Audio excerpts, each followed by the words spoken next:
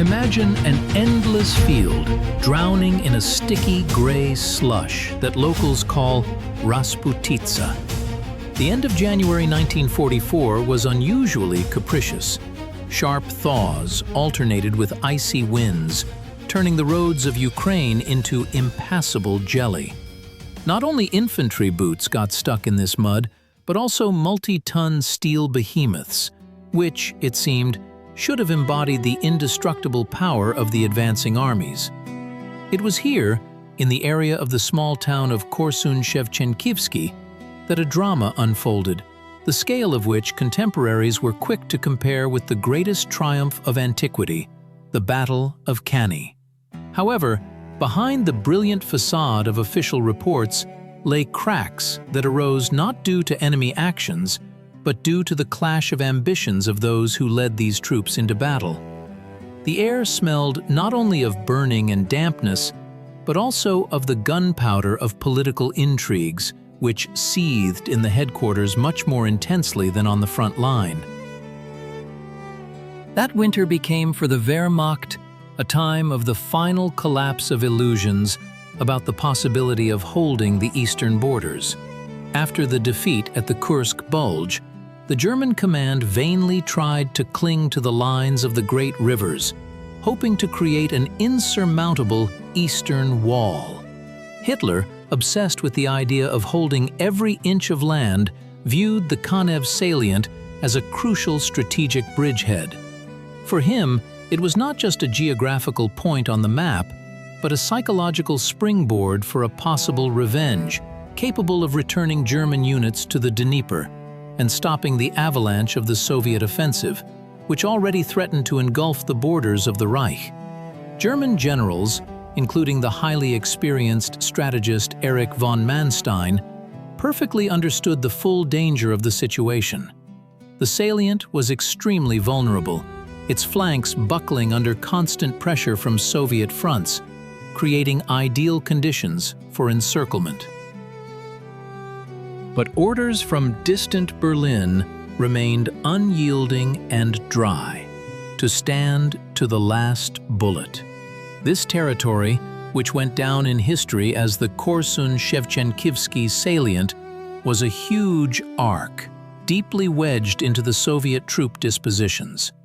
It was as if it had stuck like a bone in the throat of two enormous operational formations, the First and Second Ukrainian fronts.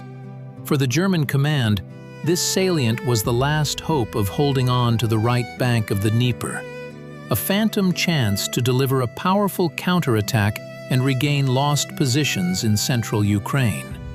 For the Soviet Stavka, it was an ideal target, an opportunity to repeat the grand success of Stalingrad by cutting off and eliminating a significant grouping of enemy forces, which included elite units, including the SS Panzer Division Viking and the motorized brigade Wallonia. The plan seemed flawless. Two powerful flank attacks were to meet deep in the rear, closing the ring around 10 German divisions. But history rarely follows ideal blueprints, especially when human factors, excessive ambitions, and capricious elements interfere. The commander of the First Ukrainian Front, Nikolai Vatutin, and the commander of the Second Ukrainian Front, Ivan Konev, were men of completely different temperaments and professional paths. Vatutin, a recognized master of staff work and operational planning, enjoyed immense respect in the troops for his analytical mind. But his methodicalness was sometimes interpreted in Moscow as excessive caution. Konev, on the other hand, possessed a tough, almost authoritarian management style, preferring to act decisively, swiftly, and sometimes even adventurously, if the political conjuncture demanded it. One thing united them: a keen, almost painful desire to prove their superiority in the face of the Supreme Commander-in-Chief. At stake was not just the liberation of the land from invaders, but an eternal place in history textbooks, personal recognition from Stalin, and the coveted marshal's epaulets that beckoned both generals. Preparations for the operation were carried out under the strictest secrecy, despite the fact that the intelligence services of both sides were working at the limit of human capabilities. A huge number of people, equipment, and tons of ammunition were moved under the cover of night across those very impassable swamps, which were to become a trap for one side and a bridgehead for the other.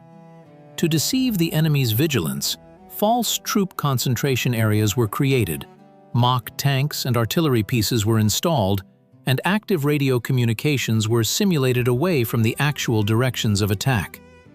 This was a grand and deadly game of shadows, where every scout's mistake or misunderstood order could cost the lives of thousands of soldiers even before the first shots were fired. On January 24, 1944, the pre-dawn silence was shattered by the deafening roar of hundreds of heavy guns. The active offensive phase had begun. The tank corps of the 2nd Ukrainian Front, under the command of Pavel Rotmistrov, surged forward, literally gnawing through the enemy's deeply echeloned defenses, which had been built for months. 2 days later, coordinating their actions, units of the 1st Ukrainian Front joined them. In the headquarters during those hours, there was an elevated, almost euphoric mood. The pace of advancement inspired optimism despite the fact that equipment was literally sinking in mud, and the supply of forward units had to be carried out manually or by horse-drawn transport, as trucks were hopelessly bogged down in the mud. On January 28th, in the area of the city of Zvenigorodka, the long-awaited link-up of the forward detachments of the two fronts occurred. The joyful shouts of soldiers, strong male embraces on the armor of mud-splattered tanks.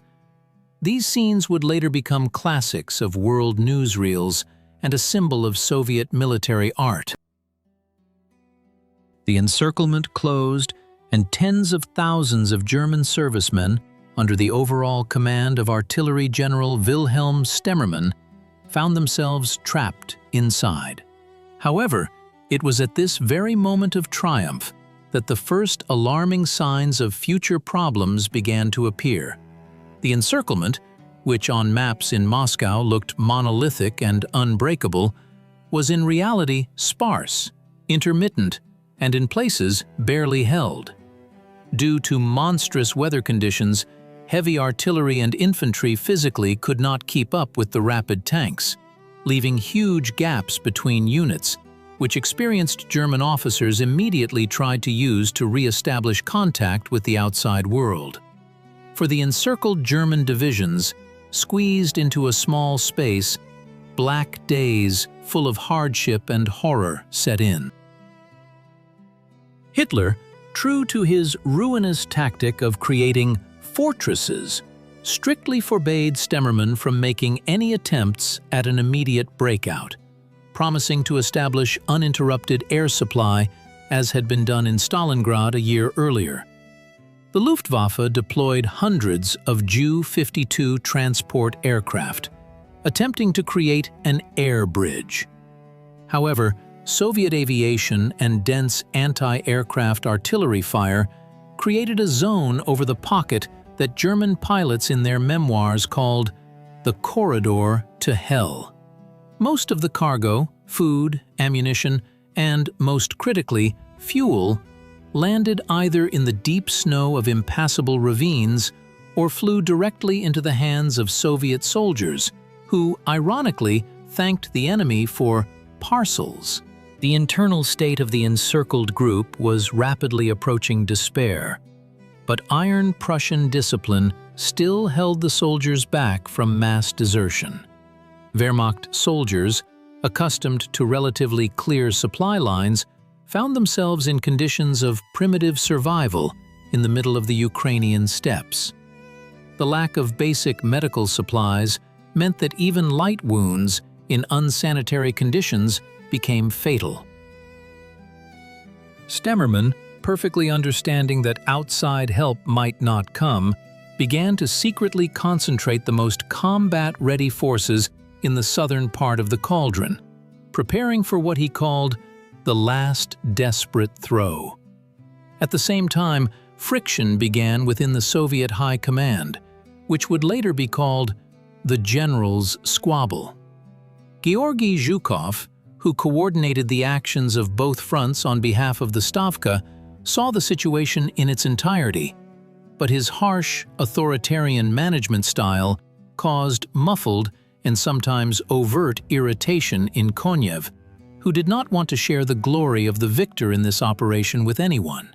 On February 8th, the Soviet command, seeking to avoid unnecessary bloodshed and to finally demoralize the enemy, issued an official ultimatum.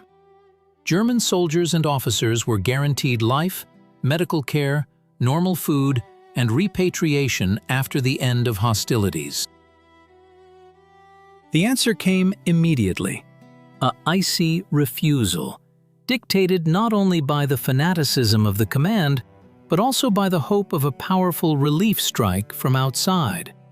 Erich von Manstein had indeed gathered significant forces, including the latest Panther and Tiger tanks, and began an operation to rescue the encircled. The Wehrmacht's tank wedges desperately pushed towards the cauldron like suicides, trying to break through a corridor to save their comrades. At this critical and decisive moment, Ivan Konev made an administrative maneuver that would forever change his relationship with Zhukov. Bypassing his direct coordinator, he appealed directly to Stalin with a request to transfer the leadership for the final liquidation of the cauldron entirely into his hands. His argument was simple and hit the mark precisely. He asserted that Vatutin's troops were too stretched and busy repelling Manstein's external attacks, while the Second Ukrainian Front was ready to deliver the final blow and finish the job in the shortest possible time. Stalin, who liked to play on the personal ambitions of his subordinates and encourage internal competition, agreed.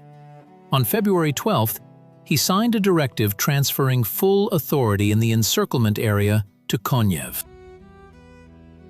For Zhukov, this was a severe personal insult and an effective removal from leadership of the triumphant finale. This maneuver created a dangerous illusion of total control over the situation. Konev, having received carte blanche, sought to complete the operation as soon as possible to report success by the next anniversary of the Red Army. However, the German command inside the cauldron was not going to meekly await its fate. On the night of February 17, 1944, under the cover of a powerful snowstorm and squally wind, the remnants of the German divisions moved to break through. This was not an orderly and organized retreat. It was an avalanche of thousands of desperate people abandoning equipment, heavy weapons, and wounded comrades for the ghostly chance of reaching their own. They marched through the darkness, orienting themselves only by compasses and the flashes of distant artillery salvos. The breakthrough occurred near the village of Shandarovka, which on that night turned into a true epicenter of hell. The narrow corridor through which the Germans attempted to break through was under continuous crossfire from Soviet artillery. This is where the catastrophic, leaky ring effect emerged. Due to hasty troop redistribution and errors in assessing the enemy's main attack direction, Soviet units in this particular sector failed to create a solid defensive wall. Huge masses of people seeped through the gaps, engaged in furious hand-to-hand combat, and used the surprise factor of the blizzard to slip past Soviet barricades. The tragedy reached its climax on the banks of the small but treacherous Gniloy-Tikich River. Those Germans who managed to break through the first encirclement line found that the bridges were either blown up or under pinpoint fire from Soviet tanks. In the icy water of the river, covered with a fragile crust of ice, indescribable chaos ensued. People frantically threw themselves into the water, trying to swim to the western bank. Many, weighed down by soaked greatcoats and ammunition, sank instantly. Those who managed to get out onto the slippery bank froze within minutes, turning into icy statues right before the eyes of their commanders. The Niloi Tikich became the final resting place for thousands of soldiers, whose path ended in this icy quagmire. General Wilhelm Stemmermann, who remained with his soldiers in the rear guard until the very last moment, attempting to maintain some semblance of order, also shared their tragic fate. His body was found the next morning among broken carts and abandoned guns. Soviet soldiers, impressed by his personal courage and devotion to duty, buried him with military honors, a rare instance of recognizing the merits of an enemy in that merciless and total war. When dawn broke, the battlefield near Shandarovka presented a horrifying spectacle that cannot be forgotten. Among the frozen mud lay thousands for whom this operation became the final point in their lives. According to various estimates, between 30 and 40,000 people managed to escape the encirclement. Although they had completely lost combat effectiveness, abandoned absolutely all heavy equipment, and were in a state of extreme exhaustion, the very fact that the core of the group survived cast a long shadow over the loud official title of, quote, "1."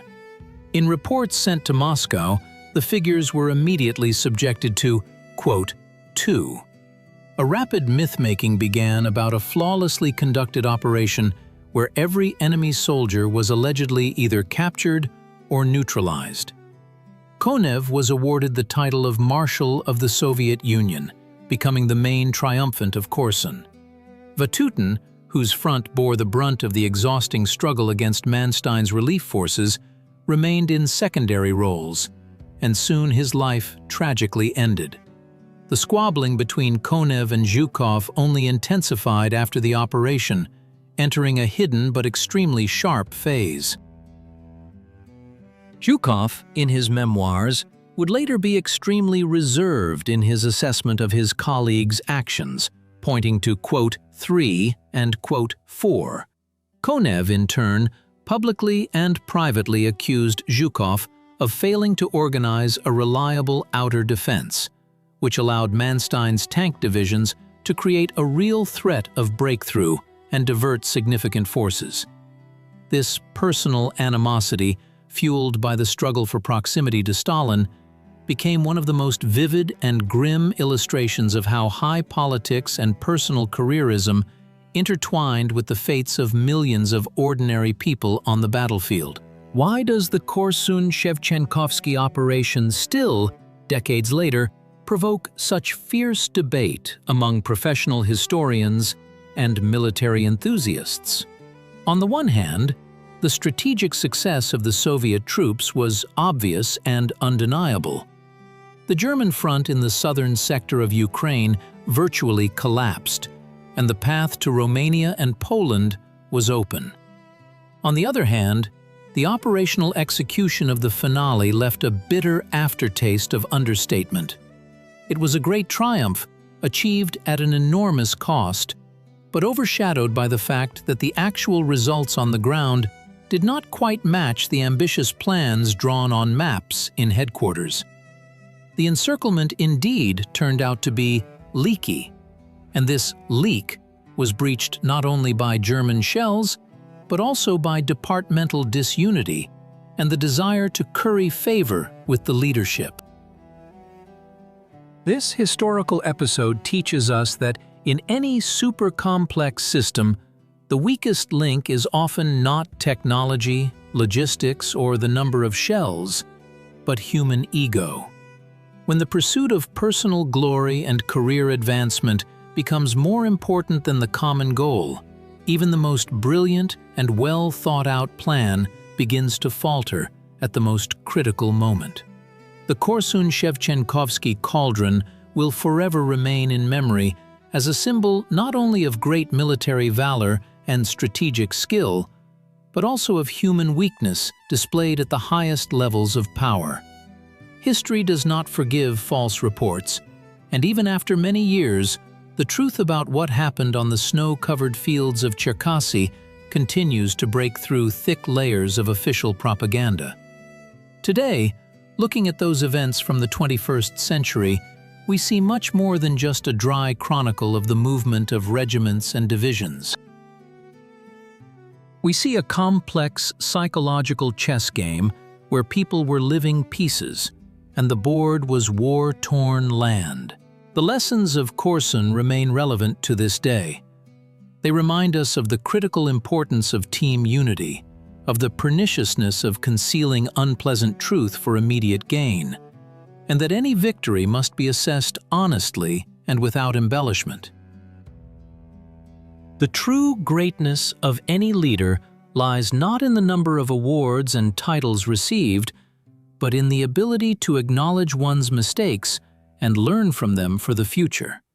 Returning to the picture with which we began, the sticky, gray mud of Ukrainian roads in '44, we understand that it was precisely in such inhumane conditions that true history was forged, not in sterile offices with carpets, but where decisions were made instantly under the biting wind and the deafening roar of explosions. The Korsun-Shevchenkovsky operation remained in popular memory as an example of incredible strain on all the people's forces, as a symbol that the will to achieve a goal can work wonders. But it also remained an eternal warning about how easily a well-deserved triumph can turn into a subject of endless disputes if personal grievances and ambitions are allowed to obscure the common truth about the war.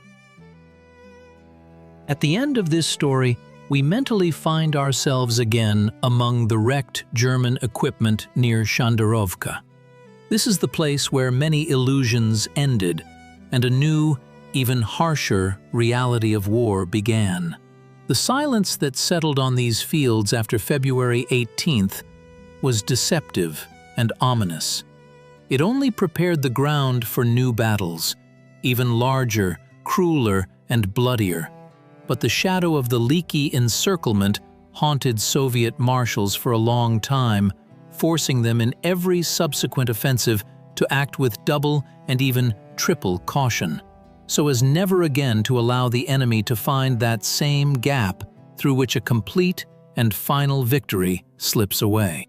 Thus, the Korsun-Shevchenkovsky salient became not just a geographical marker, but an important psychological turning point in the history of World War II. Here, the era of simple and unambiguous decisions ended, and the era of complex, sometimes very painful truth began. And while researchers and archives continue to argue about the exact figures of losses and the personal responsibility of each side, the land itself continues to preserve the memory of those days when the icy thaws became a silent witness to both the greatest feat of the people and the loudest scandal in the highest echelons of power of that era. This narrative, which began with the first step into the unknown through deep mud, concludes with the understanding that true history is not only dates and figures, but also feelings, ambitions, and the eternal, tireless search for truth in the thick fog of the past.